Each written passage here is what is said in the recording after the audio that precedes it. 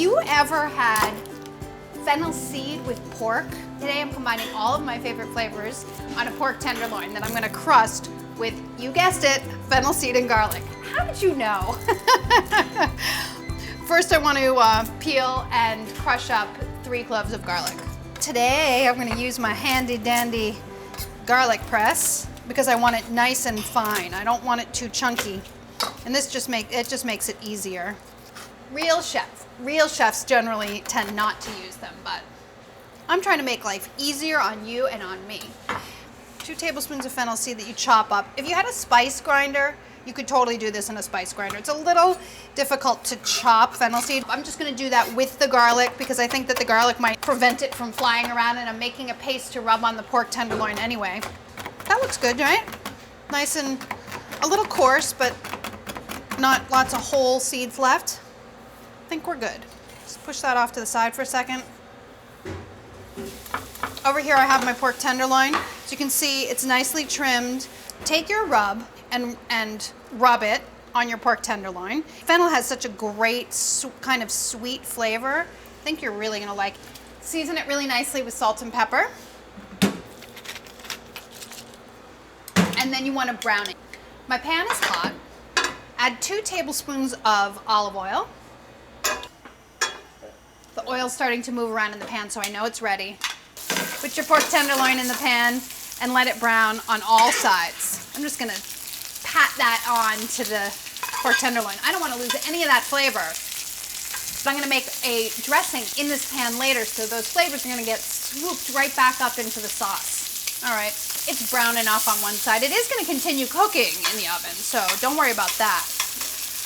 And try to keep your crust protected underneath the pork so it doesn't burn in the pan, because you don't want burnt bits in your sauce.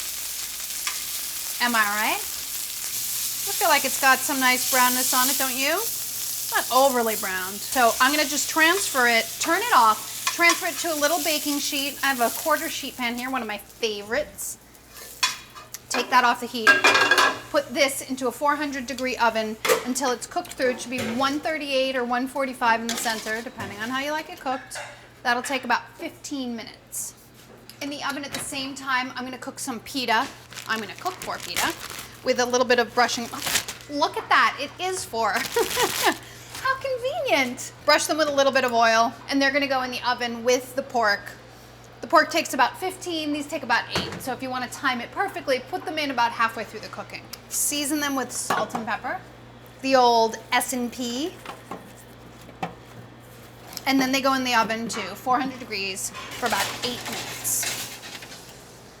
And then the salad. I have some arugula. Washed arugula. Make sure that there are no stems or anything. I mean, some stems are fine, but nothing big and tough. Get rid of those if there are any of those. This arugula looks pretty good to me. A cup of parsley leaves. We like flat leaf here, but you can use curly if you'd like, or if it's something that's more accessible to you.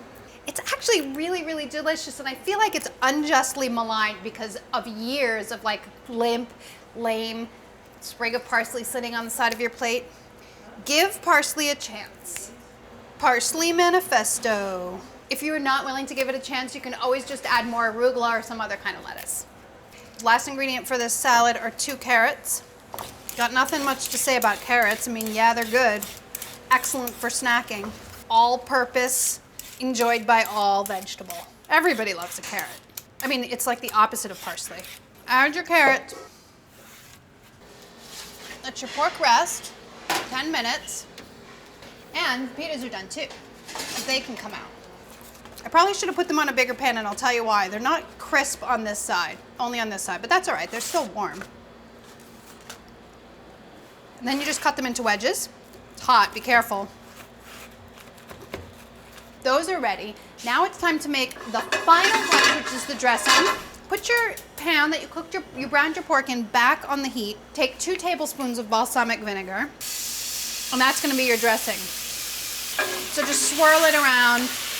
Once the pan is hot, you really do not need to leave it on much more because it'll over reduce.